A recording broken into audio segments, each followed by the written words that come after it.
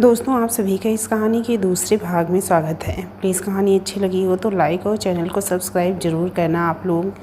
चलिए अब कहानी का दूसरा चैप्टर पढ़ती हूँ। समीर के जाने के बाद सारा रोते रोते वहीं ज़मीन पर सो जाती है। लगभग आधी रात को समीर अपने कमरे में वापस आता है। उसकी आंखें सूजी हुई थी, होंठ सूखे और सफ़ेद पड़ चुके थे, जो ज़्यादा सिगरेट पीने की वजह से था। वो अपने सुर्ख आँखों से सारा को देखता है, जो उसी तरह दुल्हन के जोड़े में ज़मीन पर सो गई थी। उसके चेहरे से साफ पता चल रहा था कि वो भी बहुत रोई है, क्योंकि आंसू सूख कर उसके गाल पर निशान छोड़ गए थे। सारा को इस तरह से देख ना जाने कि उसे बुरा लगता है, और उसके साथ किए गए आज के बर्ताव पर उसे अफसोस होने लगता है। आखिर वो उसकी सबसे अच्छी दोस्त थी। उसे उसके साथ ऐसा बिहेव नहीं करना चाहिए था। समीर सारा को देख मन में सोचते हुए कहता है, और बेड से कंबल उठाकर सारा के ऊपर डालकर सीधे बाथरूम में घुस जाता है। वो सारा से नाराज़ हो सकता है, पर उससे कभी नफ़रत नहीं कर सकता। ये बात वो भी बहुत अच्छे से जानता है, पर अपनी मोहब्बत के हाथों मजबूर है। उसे अपने दुख के सामने सारा का दुख दिख ही नहीं रहा था। वो तो बस इसे एक समझौते की शादी समझ रहा है। समीर थोड़ी देर में फ्रेश होकर आता है और जाकर बेड पर लेट जाता है, और काफ़ी कोशिशों के बाद वो भी सो जाता है। अगली सुबह सारा की आँख खिड़की से छन कर आ रही सूरज की हल्की रोशनी से खुलती है, जो सीधे उस पर ही पड़ रही थी। वो धीरे से उठ बैठती है, तब उसे एहसास होता है कि उसके ऊपर कंबल पड़ा है, जो कि जाहिर सी बात है समीर ने ही डाला होगा। समीर का ख्याल आते ही सारा बेड की तरफ देखती है, जो बिल्कुल खाली था, पर उस पर पड़ी सिलवटें इस बात की गवाही दे रही थी कि रात को समीर सारा के सोने के बाद कमरे में आया था। पर इतनी सुबह वो कहाँ चला गया? समय देखने के लिए सारा घड़ी की ओर देखती है तो सुबह के 8 बज रहे थे, जिसे देख वो हैरान हो जाती है और ख़ुद से कहती है, क्या 8 बज गए? किसी ने जगाया क्यों नहीं अभी तक मुझे? सारा तुरंत अपनी जगह से उठती है और कंबल को बेड पर सही से रख कर वो जैसे ही अपने कदम बाथरूम की तरफ बढ़ाती हैं, बाहर से सोनिया जी आवाज़ देते हुए कहती हैं, सारा बेटा, क्या तुम उठ गई हो? जी आंटी। सारा बाथरूम की तरफ कदम ना बढ़ाकर रूम के दरवाजे की तरफ बढ़ा देती है। सारा दरवाज़ा खोलती है तो सामने सोनिया जी हाथ में कुछ कपड़े और गहने लिए खड़ी थी, जिसे वो सारा को देते हुए कहती हैं, सारा बेटा, आज तुम इसे ही पहन लेना। नई दुल्हन को 4 लोग देखने आएंगे, भले ही शादी किसी भी हाल में हुई हो। पर सब ये तो जानते ही हैं कि अब तुम कपूर फैमिली की बहू हो, इसीलिए मैं चाहती हूँ कि तुम आज यही पहनो। सारा हल्के में अपना सिर हिलाते हुए कहती है, जी आंटी। फिर कुछ देर कहती है, वैसे आंटी, समीर कहाँ है? सारा ने आखिर पूछ ही लिया, क्योंकि उसे डर था कि कहीं उसे समीर छोड़ कर तो नहीं चला गया। वो तो अपने ऑफिस गया है। मैंने उसे रोकने की कोशिश की, पर ज़्यादा काम बोल कर चला गया है। और हाँ, अब से मैं आंटी नहीं, माँ हूँ, इसीलिए माँ बुलाओ मुझे। सोनिया जी बात को बनाते संभालते कहती हैं, ताकि सारा को दुख ना पहुँचे। जबकि समीर किसी से भी बिना बताए घर से सुबह ही निकल गया था। हालांकि सोनिया जी ने उसे जाते देख लिया था। ओह अच्छा, सारा उदास मन से कहती है और बाथरूम की तरफ चली जाती है। सारा को ऐसे देख सोनिया जी को बहुत बुरा लग रहा था, पर वो कर भी क्या सकती थी सिवाय दुआ करने की। जैसे तैसे ये दिन भी कट गया था। सारा का पूरा वक्त सोनिया जी के साथ घर के कामों में ही निकल गया। हालांकि सोनिया जी ने कई बार उसे काम करने से रोका भी, मगर वो अपने दिल बहलाने के लिए उनके साथ काम में लगी रही। समीर आज फिर देर रात घर वापस आया था। सारा अभी भी उसके इंतज़ार में जागी थी और सोफे पे बैठी बस कमरे के दरवाजे को ताक रही थी। आखिर उसका इंतज़ार खत्म हुआ। समीर कमरे में दरवाज़ा खोलकर अंदर आ जाता है। उसे देख साफ पता चल रहा था कि आज उसने पी रखी है, पर इतनी भी नहीं पी थी कि वो अपने होश खो बैठे हो। समीर सारा को बिना देखे बाथरूम में घुस जाता है और थोड़ी देर बाद कपड़े बदल कर आता है तो सारा अपनी जगह से खड़ी होते हुए कहती है, समीर, खाना लगा दूँ? कोई ज़रूरत नहीं है, मैं बाहर से खा कर आया हूँ। समीर बेरुखी से कहता है और जाकर बेड पर लेट जाता है और ख़ुद को कंबल से ढकते हुए कहता है, अलमीरा के सबसे नीचे एक और कंबल रखा है, ज़रूरत हो तो ले लेना और सोफे पर जाकर सो जाना, क्योंकि यहाँ कोई तुम्हारा नौकर नहीं है जो तुम्हारा ख्याल रखे और ध्यान भी।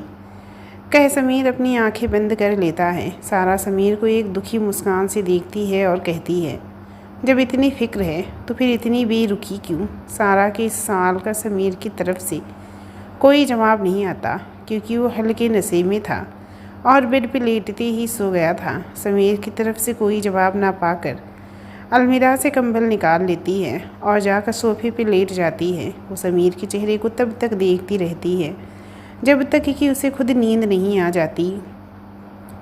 देखते देखते वक्त कब निकल गया किसी को भी पता नहीं चला। आज शादी को 1 महीना होने को था, मगर सारा और समीर का रिश्ता वैसा ही था। भले ही अब वो लोग थोड़ा बहुत काम करने पर बोल देते थे, मगर हमेशा बात करने की शुरुआत सारा ही कहती थी। सारा का भी किसी इस घर में तो कभी उस घर में आना जाना लगा रहता था, क्योंकि इसका ससुराल मायका आस-पास ही थे। शाम के वक्त सारा शीशे के सामने बैठी तैयार हो रही थी। उसने फिरोजी रंग की एक हल्की सी साड़ी पहन रखी थी। देख कर लग ही रहा था कि वो कहीं जा रही हैं। समीर, तुम अभी तक तैयार नहीं हुए, हमें थोड़ी देर में निकलना है। तुम्हें पता है ना, शर्मा आंटी ने स्पेशली हमें बुलाया है। सारा अपने कानों में झुमके पहनते हुए कहती है, मैं कहीं नहीं जा रहा, तुम्हें जाना है तुम जाओ। समीर बेरुखी से कहता है और अपने लैपटॉप में काम करने लगता है। क्यों नहीं जाओगी? मैंने दिन में ही तो तुम्हें बताया था इस बारे में, तो अब क्या हुआ? सारा अपनी जगह से खड़ी हो जाती है और समीर की तरफ देख कर कहती है, हाँ, दिन में फुर्सत था और अब नहीं है, और मुझे तुम्हारे साथ जाने का मन नहीं है। तुम जाओ। वैसे भी पार्टी में अखिल भी आया होगा। समीर के मुंह से इतने कड़वे शब्द सुनकर सारा का दिल एक बार फिर से ज़ोर से टूट गया था। उसकी आवाज़ भले ही नहीं हुई, पर दर्द बहुत ज़ोर से उठा था। सारा की आंखें आंसुओं से भर आती हैं, जिन्हें बाहर निकलने से रोकते हुए कहती है, समीर, तुम हर बात में अखिल को क्यों बीच में ले आते हो? हमारी शादी को 1 महीना हो गया है और इस 1 महीने में तुमने मुझे अखिल के नाम से 1000 बार सुनाया है। मैं कितनी बार कहूँ, उसकी और मेरे बीच कुछ नहीं है। मैं अपनी सफाई दे दे कर थक चुकी हूँ। सारा कहते कहते रो पड़ती है, और मैं तुम्हारी झूठ और इन आंसुओं को देख कर थक चुका हूँ। समीर बिना किसी भाव के कहता है। वो तो जैसे पत्थर दिल इंसान बन चुका था। सारा समीर को बेयकीनी से देखते हुए कहती है, समीर, ये तुम तो बिल्कुल नहीं हो सकती, तुम बहुत बदल गए हो। समीर अपनी जगह से गुस्से में खड़ा होता है। वो कुछ कहता कि उतने में उसका फ़ोन बजने लगता है। वो फ़ोन लेकर बालकनी की तरफ बढ़ जाता है और कहता है, हाँ बंटी, कुछ पता चला रिया के बारे में? बंटी समीर का कॉलेज फ्रेंड था, जो अब किसी कॉल एजेंसी में काम करता है। फ़ोन की दूसरी साइड से बंटी कहता है, हाँ यार, तूने जो नंबर दिया है वो नंबर तो 1 महीने पहले ही बंद कर दिया गया है क्या? समीर हैरानी से कहता है, हाँ, अगर तेरे पास कोई और नंबर हो तो मुझे दे, मैं उसे पता कर सकता हूँ कि वो इस समय कहाँ है। बंटी कहता है, मेरे पास और कोई नंबर नहीं। चल ठीक है, अच्छा, मैं बाद में बात करता हूँ, थैंक यू मदद के लिए। समीर फ़ोन काट कर रूम में आ जाता है। क्या हुआ, रिया फ़ोन नहीं उठा रही क्या? वो नाराज़ है क्या तुमसे? सारा जो कि उसकी बात सुन लेती है, इसीलिए पूछती है, तुम्हें इससे क्यों फ़र्क पड़ता है? तुम पार्टी में जा रही थी ना, जाओ और अपने यार अखिल के साथ एंजॉय करो, मुझे मेरे हाल पर छोड़ दो। समीर अपने पुराने अंदाज में कहता है। रूम से बाहर चला जाता है। मैं कैसे समझाऊं समीर तुम्हें, मैं अखिल से प्यार नहीं कहती, मैं तुमसे प्यार करती हूँ, तुम समझते क्यों नहीं? सारा रोते रोते वहीं ज़मीन पर बैठ जाती है। कहाँ गई थी तुम? शाम को सारा बाहर से अपने कमरे में आई ही थी कि समीर ने सवाल दाग दिया था। समीर के सवाल पर वो ठिठक कर रुक जाती है, मगर अगले ही पल सर झटकते हुए बिना कुछ कहे वहाँ से बाथरूम में घुस जाती हैं। थोड़ी देर में वो कपड़े बदल कर बाहर आती है तो समीर को अपने सामने खड़ा पाती हैं, मगर वो फिर उसे नज़रअंदाज करके साइड से निकलने लगती हैं कि समीर उसकी कलाई को पकड़कर अपने सामने खींचते हुए कहता है, सारा मैं कुछ पूछ रहा हूँ, कहाँ गई थी तुम? समीर दांत पर दांत जमाए हुए कहता है, मैं कहीं भी जाऊँ तुम्हें क्यों फ़र्क पड़ रहा है? सारा खुद की कलाई को छुड़ाते हुए कहती है, फ़र्क पड़ता है क्योंकि मैं तुम्हारा समीर कहते कहते रुक जाता है। उसकी पकड़ सारा की कलाई में और कस जाती है। पति? कब से? ज़रा एक बार और कहो। मुझे कभी पत्नी तो माना नहीं तुमने। मेरे पति कब बन गए? हाँ, सारा मुस्कुराते हुए कहती है, जैसे समीर ने अभी उसका मजाक बनाया था, उसे खुद का पति कहकर। हमारे मानने ना मानने से कुछ फ़र्क नहीं पड़ता। समाज की नज़रों में हम एक दूसरे से बंधे हुए हैं। समीर अपनी लाल आँखों से घूरते हुए कहता है। उसकी पकड़ सारा की कलाई पर अभी भी ढीली नहीं हुई थी। छोड़ो मुझे कुछ फ़र्क नहीं पड़ता कि कौन क्या सोचता है। सारा अपनी नाजुक कलाई को समीर की मजबूत हाथों से छुड़ाने की नाकाम कोशिश करते हुए कहती है, ओह, अब मैं समझा, तुम इतनी बेशर्म और गिरी हुई लड़की हो। तभी तो तुम अपने यार से, अखिल से छुप छुप कर मिलने जाती हो।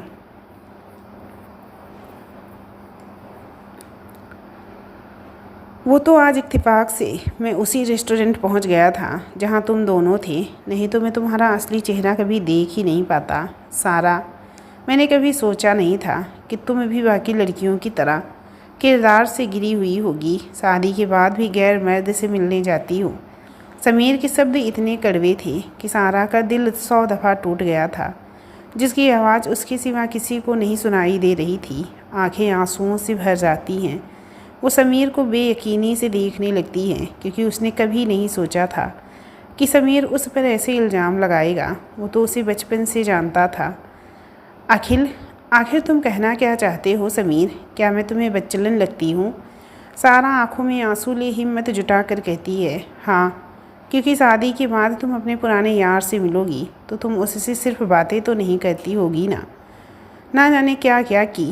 तड़ाक। समीर आगे कुछ बोल पाता कि सारा ने उसके गाल पे एक थप्पड़ जड़ दिया था, जिसके निशान उसके गाल पर उभर आए थे।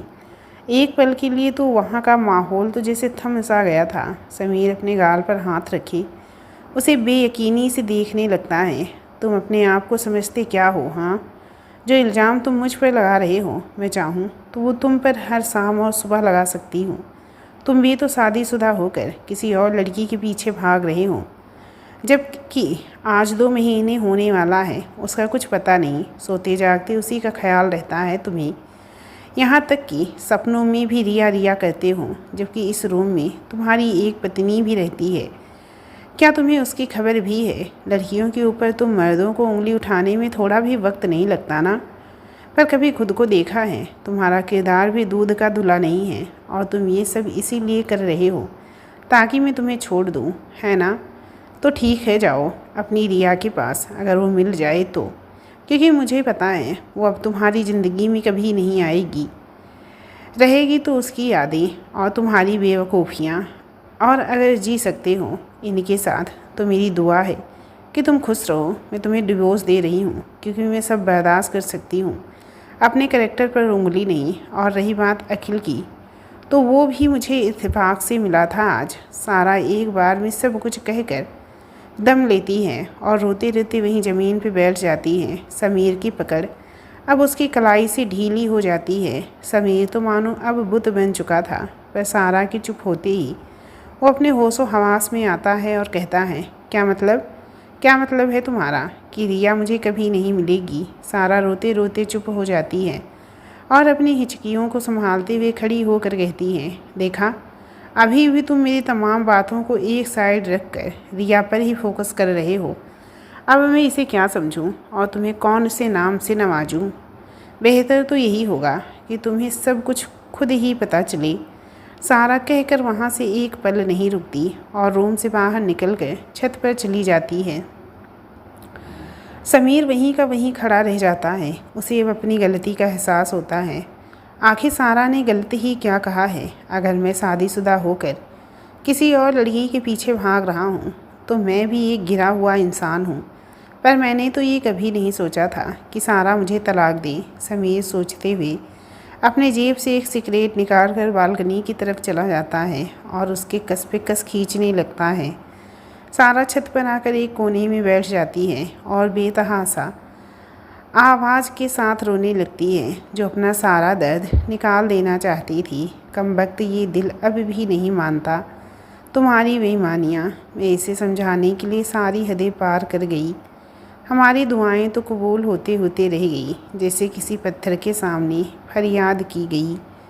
सारा दूसरे दिन समीर के पेरेंट्स से ये कहकर अपने घर आ जाती है कि उसे अपने माता पिता की याद आ रही है, और पग फेरे के बाद वो वहाँ रुकने के मकसद से कभी नहीं गई।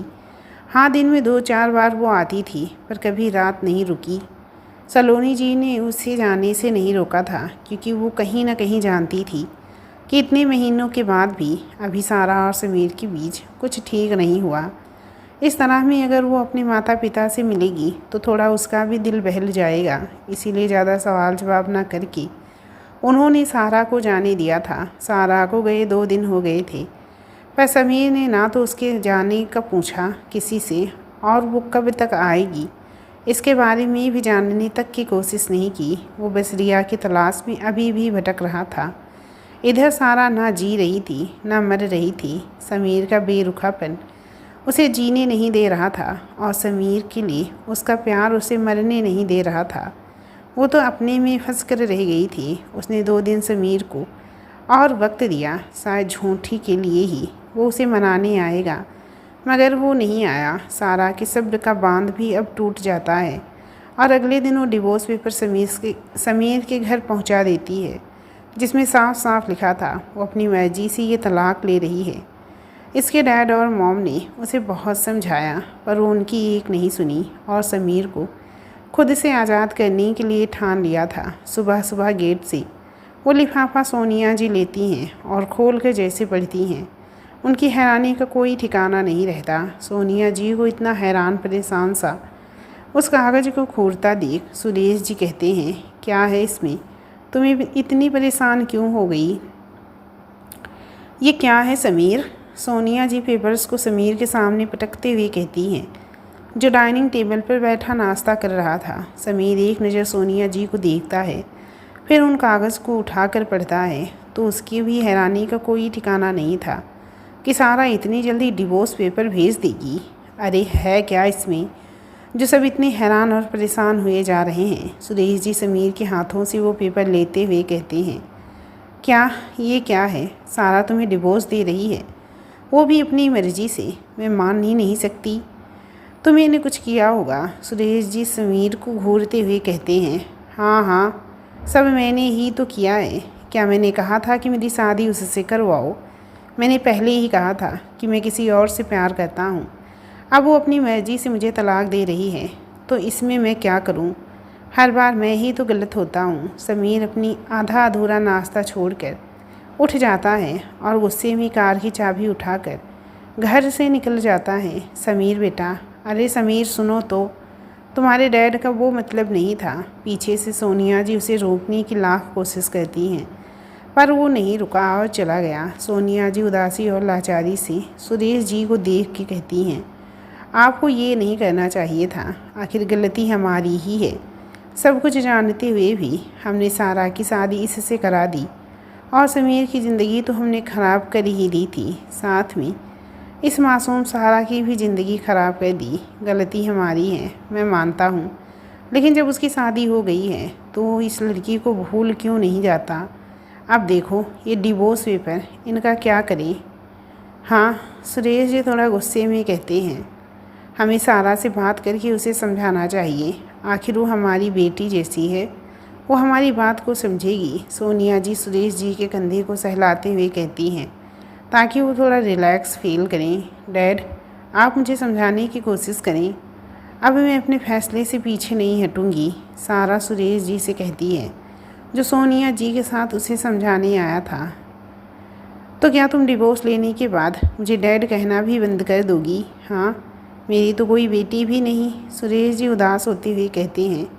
उनकी बात पर सारा की आंखें आंसुओं से भर जाती हैं, और वो उनके गले लगते हुए कहती है, आई एम सॉरी डैड, मैं मजबूर हूँ, मेरे हाथों में कुछ नहीं है।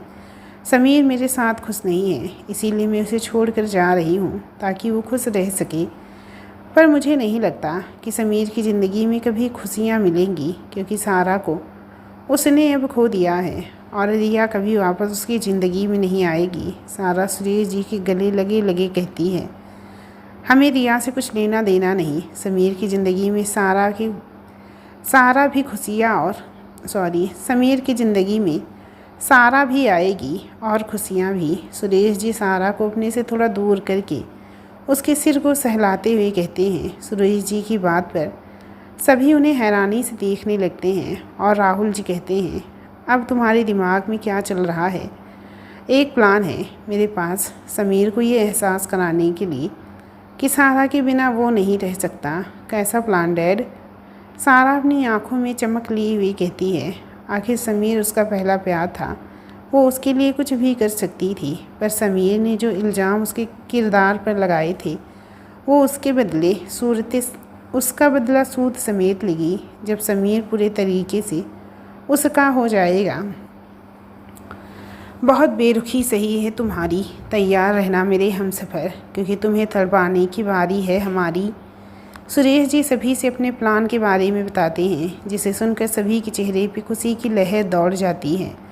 पर सारा ना खुश थी ना दुखी, बस उसे समीर की फ़िक्र थी कि रिया का सच जानने के बाद वो कुछ उल्टा सीधा ना कर बैठे अपने साथ। शाम को समीर ऑफिस से निकलकर अपनी कार पब की तरफ घुमा लेता है। उसका दिमाग आज सुबह से ही परेशान सा था, जब से उसने सारा का भेजा हुआ डिवोर्स पेपर देखा था। क्या अब सारा उसे छोड़कर अपने प्यार के पास चली जाएगी? क्या उसे मुझसे ज़्यादा अखिल की फ़िक्र है? क्या उसने कभी मुझसे प्यार नहीं किया? शादी के बाद भी समीर अपने ही ख्यालों में कार को सीधे एक पब के आगे रोकता है और कार को पार्क करके अंदर चला जाता है। वो काउंटर के पास बैठकर अपने लिए एक पैक ऑर्डर करता है। तभी उसकी नज़र साइड सोफे पे बैठे अखिल पर जाती है, जो कुछ लड़कों के साथ बैठा बात कर रहा था। शायद वो अपने दोस्तों के साथ था। उसे देख समीर को एक अजब सी जलन महसूस होती है और वो एक पैक और चढ़ाते हुए कहता है, कितना खुश है मुझसे मेरी ही बीवी छीन कर, और एक रिया है जिसे मेरी कोई खबर ही नहीं है, और अब मैंने एक अच्छा दोस्त सारा को भी खो दिया। अब मैं क्या करूं? समीर कभी भी पीता नहीं था, मगर अभी शादी के बाद से वो पीने लगा था, जिससे उसे बहुत जल्दी चढ़ जाती है। वो अपनी नसीली लाल आँखों से अखिल को घूरता है और उठकर उसी की तरफ बढ़ जाता है। समीर अखिल के पास जाकर सीधे उसका कॉलर पकड़ लेता है, जिससे अखिल के दोस्त भी गुस्से में उसकी तरफ बढ़ते हैं, मगर अखिल उन्हें हाथ दिखाकर रोक देता है और समीर को देखकर कहता है, ये क्या कर रहे हो तुम? कुछ ज़्यादा ही पी ली है क्या? होश में हो कि नहीं? और ये तुम क्या कर रहे हो? होश में तो मैं अब आया हूँ, अभी तक तो मैं बेहोश ही था, जो मैं कुछ समझ नहीं पा रहा था। वैसे तो खुश तो बहुत होगा ना, तेरी मोहब्बत जो मिल रही है तुझे, और मुझसे मेरी बीवी छीन ली। यार तू तो बड़ा चालाक निकला। समीर मुस्कुराते हुए अखिल का कॉलर ठीक करते हुए कहता है, ये क्या बकवास कर रहे हो तुम समीर? तुम अपने घर पर नहीं हो, ठीक है? तो कोई सीन क्रिएट मत करना एंड लीव मी। अखिल चिढ़ कर जाने लगता है, उसके साथ उसके दोस्त भी। तभी समीर गिरने वाले अंदाज में सोफे पे बैठता है और कहता है, जाओ जाओ, तुम भी चले जाओ, सब मुझे ही छोड़कर जा रहे हैं। पहले रिया गई, फिर सारा, अब तुम भी जाओ। मुझसे तो कोई बात ही नहीं करना चाहता, ना कोई मुझे समझना चाहता है। जाओ जाओ सब जाओ, छोड़ दो मुझे, मैं अकेला रह सकता हूँ। समीर इतना टूट चुका था कि उसे किसी सहारे की ज़रूरत थी, फिर चाहे वो अखिल ही क्यों ना हो। समीर की बात पर अखिल के कदम रुक जाते हैं। वो एक बार अपने दोस्त को देखता है, फिर समीर को देख के कहता है, तुम लोग जाओ, मैं आ जाऊंगा। इसे शायद अभी मेरी ज़रूरत है, पर भाई ये वही है जिसने तेरी मोहब्बत को तुझसे छीना है। अखिल का एक दोस्त कहता है, कोई बात नहीं, आखिर ये मेरी मोहब्बत की मोहब्बत है, मैं इसे इस तरह से इस हालात में अकेला नहीं छोड़ सकता। अखिल अपने दोस्त को समझाने वाले अंदाज में कहता है, ओके ब्रो, अपना ख्याल रखना। उसके दोस्त गले मिलकर चले जाते हैं। समीर अभी भी अपना सिर नीचे किए हुए बैठा था। उसे चढ़ तो गई थी, मगर अभी भी उसे होश था। अखिल उसके बगल में बैठते हुए कहता है, ब्रो मुझे लगता है तुम्हें घर चलना चाहिए। तुम अपने होश में नहीं हो। मैं अपने होश में ही हूँ अखिल। बस मुझे समझ नहीं आ रहा मैं क्या करूँ। सब मुझे छोड़ रहे हैं। मेरे बनाए हर पुराने से पुराने रिश्ते मुझे छोड़ के जा रहे हैं। मैं ही हर तरफ से गलत हूँ। क्या प्यार करना इतना बुरा है कि वो मेरे लिए सज़ा बन चुकी है। सारा अपनी जगह मुझे डिवोर्स देने जा रही है और रिया का कुछ पता नहीं। समीर अपने हाल पर रोते हुए कहता है, क्या तू अभी भी रिया के पीछे पड़ा है? क्या तुझे उसके बारे में नहीं पता?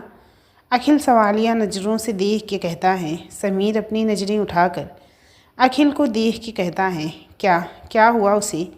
समीर के लहजे में रिया के लिए फ़िक्र थी। मुझे ये बात कहने में बड़ा अजीब लग रहा है, पर मुझे इस बात की हैरानी भी है कि तुम्हें अभी तक ये नहीं पता चला कि सारा की जिस लड़के से शादी होने वाली थी और वो लड़का जिस लड़की के साथ भागा था वो कोई और नहीं, रिया ही थी।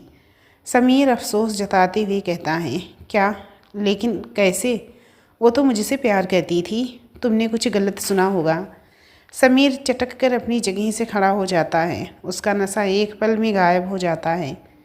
मैंने कोई गलत खबर नहीं सुनी है। उस दिन मुझे सारा रेस्टोरेंट में अचानक से मिली थी तो मैंने उसे भी बताया था। मुझे तो लग रहा था वो तुम्हें बताएगी या तुम्हें पता होगा, क्योंकि सारा की बातों से लग रहा था कि वो तुम्हारे साथ बहुत खुश है और तुम मूव ऑन कर चुके हो।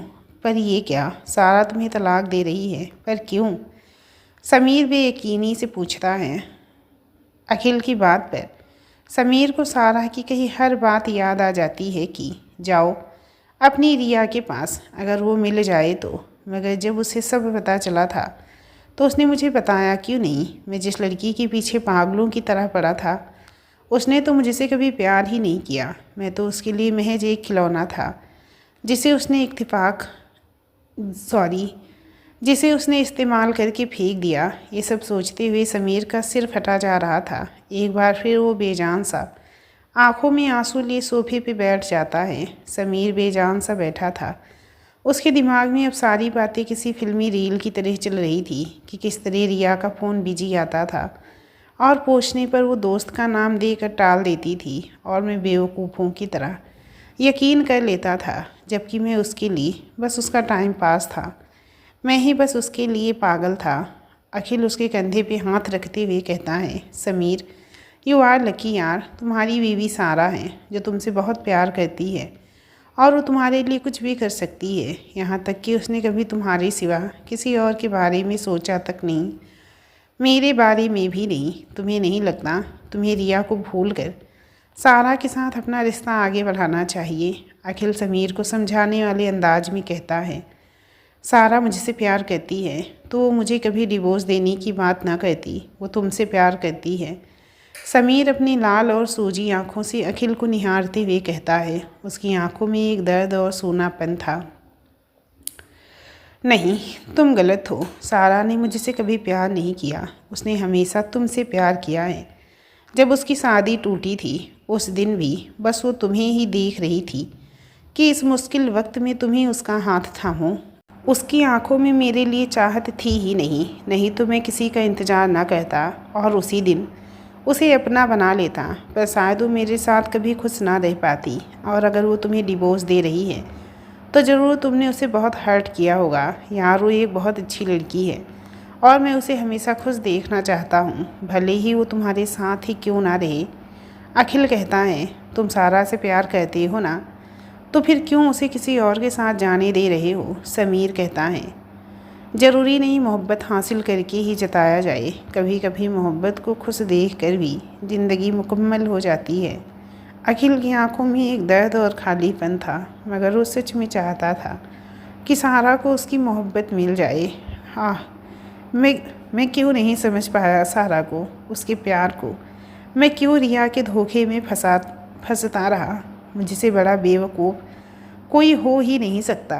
मैं प्यार में अंधा हो चुका था।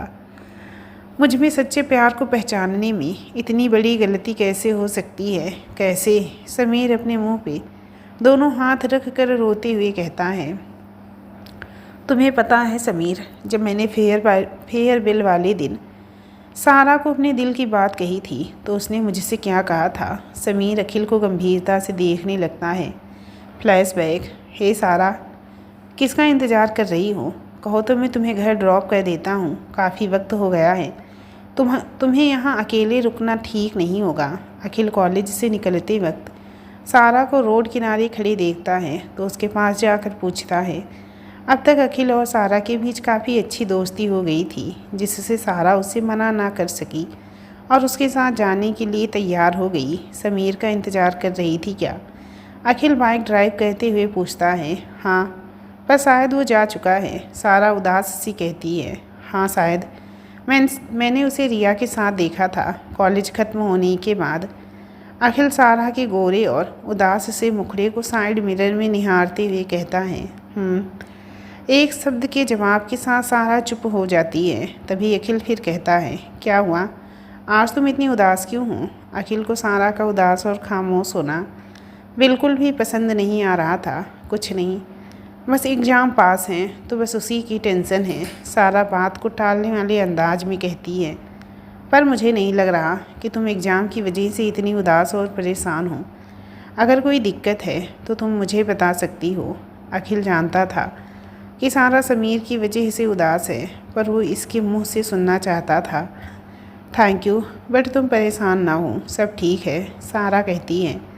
इतने में सारा का घर आ जाता है और वो अखिल को बाय बोल कर चली जाती है। अखिल और सारा भले ही दोस्त बन गए थे, मगर एक दूसरे के इतने करीब नहीं थे कि अपने दिल की बात कह सके। इसी तरह वक्त के साथ दिन गुजरते गए। समीर को सारा के लिए लगाव भी जैसे कम होता जा रहा था। बस काम पड़ने पर ही वो सारा को याद करता था। अब तो जैसे सारा को भी उसकी इस तरह के बिहेवियर की आदत पड़ चुकी थी। एग्ज़ाम को बस कुछ ही दिन बचे थे। सारा अपनी पढ़ाई पर फोकस कर रही थी, वहीं समीर को रिया से फुर्सत ही नहीं मिल रही थी। आज सारा का बर्थडे था और किसी को याद तक नहीं था, स्पेशली समीर को। वो अपना हर बर्थडे उसी के साथ मनाती थी, कहीं बाहर ना जाकर। पर इस बार उसे याद तक नहीं था, जिसकी वजह से सारा का बहुत मूड ख़राब था और वो आज कॉलेज भी नहीं गई थी। वैसे भी एग्ज़ाम होने वाले थे तो पढ़ाई कुछ खास हो नहीं रही थी। सारा शाम तक अपने रूम से नहीं निकली थी। उसके पेरेंट्स भी उसे डिस्टर्ब नहीं करने आए, क्योंकि उन्हें भी उसके एग्ज़ाम के बारे में पता था। सारा पेट के बल तकिए में मुंह छिपाए लेटी थी। शायद वो अभी भी समीर को सोच रही थी। तभी उसका फ़ोन बजता है। वो उदास मन से अपना सिर उठाकर देखती है, पर फ़ोन पर समीर का नाम शो होता देख वो खुशी से उछलकर बैठ जाती है। देर से ही सही, उसे उसके बर्थडे के बारे में याद तो आया। यही सोचकर सारा फ़ोन को पिक करके अपनी आवाज़ में खुशी लाते हुए कहती है। हाँ समीर बोलो। उसे इंतज़ार था कि समीर उसे बर्थडे विश करेगा और हर बार की तरह उसे कहीं बाहर ले जाएगा, लेकिन फ़ोन की दूसरी साइड से आई आवाज़ से उसका दिल एक बार में ही 100 बार टूट गया। और जो अभी कुछ पल के लिए उसका चेहरा खुशी से चमक रहा था, उसे फिर से उदासी ने घेर लिया था। सारा जैसे ही फ़ोन की दूसरी साइड से आ रही समीर की आवाज़ सुनती है, वो फिर से उदास हो जाती है, क्योंकि समीर कह रहा था, सारा प्लीज़ मेरे भी असाइनमेंट तैयार कर देना, मैं रिया के साथ मूवी देखने जा रहा हूँ। घर जाकर मॉम से ले लेना, मैंने कुछ तैयार कर दिया है, बस थोड़ा ही बचा है, प्लीज़ प्लीज़ प्लीज़ कर देना। ओके, तुझे तो पता ही है वो कल जमा होनी है। अच्छा ठीक है, मैं जाता हूँ, मुझे रिया बुला रही है। समीर अपनी बात कहकर फ़ोन काट देता है। वो ना सारा का जवाब सुनता है, ना उसका हाल जानने तक की कोशिश करता है। सारा के हाथ से फ़ोन छूट जाता है। उसे तो यकीन ही नहीं हो रहा था कि ये समीर है, पर उसने हिम्मत की और बिना आंसू बहाए समीर के घर जाकर उसके अधूरे असाइनमेंट लेकर आती है और 2 घंटे में ही पूरा करके रख देती है। जब उसका मन नहीं लगता तो उठकर अपने कपड़े बदलती है। बिना किसी से बताए वो घर से निकल जाती है और अकेले ही सीधे एक क्लब में पहुंच जाती है। वो जाकर एक साइड सोफे पे बैठ जाती है। वहाँ काफ़ी शोर था, मगर सारा सबसे अलग चुपचाप बैठी बस सबको देखे जा रही थी। सभी कितने खुश थे। कुछ देर यूँ बैठे रहने के बाद वो उठकर अपने लिए कुछ सॉफ्ट ड्रिंक ले आती है और पीने लगती है। उसका तो अल्कोहल पीने का मन हुआ था, मगर उसे चढ़ जाएगी तो उसे संभालेगा कौन। आज तो समीर भी नहीं है।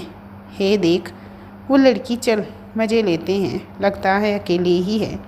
क्लब में आए कुछ लफंगे लड़के जब सारा को अकेला देखते हैं तो उनमें से एक लड़का कहता है, सही कह रहा है भाई, चल आ जा। दूसरा लड़का आगे जाते हुए कहता है, हे मिस ब्यूटी, इतनी अकेले क्यों बैठी हो, हमारे साथ आओ, हम मज़े ही मज़े देंगे। पहले वाला लड़का अपनी गंदी नज़र सारा पे डालते हुए कहता है, मगर सारा कुछ नहीं कहती, बस दूसरी तरफ मुँह कर लेती है। कम ऑन ना बेबी, क्यों इतने नखरे दिखा रही हूँ। एक लड़का सारा का हाथ पकड़ते हुए कहता है। सारा गुस्से से तिलमिला उठती है और दूसरे हाथ से उसके गाल पे तमाचा जड़ देती है। हाथ उठाती है, रुक, मैं तो तुझे अभी बताता हूँ। एक लड़का आगे बढ़कर जैसे उसकी बाजू पकड़ना चाहता है, उसने पहले ही किसी के मजबूत हाथ उसे पीछे खींचकर एक मुक्का जड़ देता है और वो लड़का एक ही मुक्के में ज़मीन में गिरा मिलता है। फिर सभी को गुस्से में देख के कहता है, हाथ हटा। एक लड़के ने अभी भी सारा की कलाई पकड़ी थी। सारा अपने हाथ को छुड़ाते हुए कहती है, अखिल, तो कौन है वे जो हमारे बीच में बोल रहा है। मैं तेरा बाप। अखिल कहते हुए उस लड़की के मुंह में एक मुक्का जड़ देता है जिसमें सारा का हाथ पकड़ रखा था। कुछ देर की हाथापाई के बाद अखिल के दोस्त आ जाते हैं और लड़ाई बराबरी की होने के बाद सभी एक दूसरे को घूरते हुए बाहर निकल जाते हैं। आर्यू के सारा अखिल सारा को ऊपर से नीचे तक देख के कहता है, हाँ तुम्हें चोट तो नहीं लगी है ना, चलो पहले तुम्हारे हाथ में पट्टी करा देते हैं। सारा समीर का हाथ देखते हुए कहती है, अखिल हाँ में सिर हिला देता है। फिर अपने दोस्तों की तरफ देख के कहता है, तुम लोग जाओ, मैं सारा को उसके घर ड्रॉप करके आ जाऊंगा। ठीक है, अपना ख्याल रखना, अखिल का दोस्त कहता है और चला जाता है। सारा और अखिल एक छोटे हॉस्पिटल में जाते हैं और अखिल मलहम पट्टी कराकर अखिल सारा को उसके घर ड्रॉप कर देता है। सारा घर के अंदर जाने से पहले मुड़कर अखिल को देखती है और कहती है, थैंक यू अखिल, आज तुम ना होते तो पता नहीं मेरे साथ क्या होता। कुछ भी नहीं होता। वैसे तुम वहाँ अकेले करने क्या गई थी। वो आज मेरा बर्थडे था ना, तो बस। सारा उदास सी कहती है, ओह हैप्पी बर्थडे सारा, तुम 1 साल और बुढ़ापे की तरफ बढ़ रही हो। अखिल हंसते हुए कहता है। सारा भी हंस देती है और कहती है, अच्छा मैं जाती हूँ, काफ़ी रात हो गई है। ओके अखिल अपनी गाड़ी स्टार्ट करके निकल जाता है। सारा भी घर के अंदर चली जाती है। ओह तो मैं सही था, सारा और अखिल के बीच कुछ नहीं है। नहीं तो इतनी रात उसके साथ क्या करेगी। समीर जो कि अभी अभी आया था, रिया को इसके घर छोड़कर वो अखिल और सारा को देख सोचता है। दोस्तों, इस कहानी के इस चैप्टर का एंड यहीं पे करती हूँ। मिलती हूँ इस कहानी के आखिरी चैप्टर के साथ। आप लोगों को कहानी अच्छी लगी हो तो प्लीज़ कहानी को लाइक और चैनल को सब्सक्राइब नहीं किया तो सब्सक्राइब भी ज़रूर कर लेना। क्या ही जाता है एक लाइक करने में, प्लीज़ लाइक कर दिया करिए फ्रेंड्स, अच्छा लगता है लाइक्स देखकर। तो चलिए फिर मिलती हूँ लास्ट चैप्टर के साथ। तब तक के लिए नमस्कार।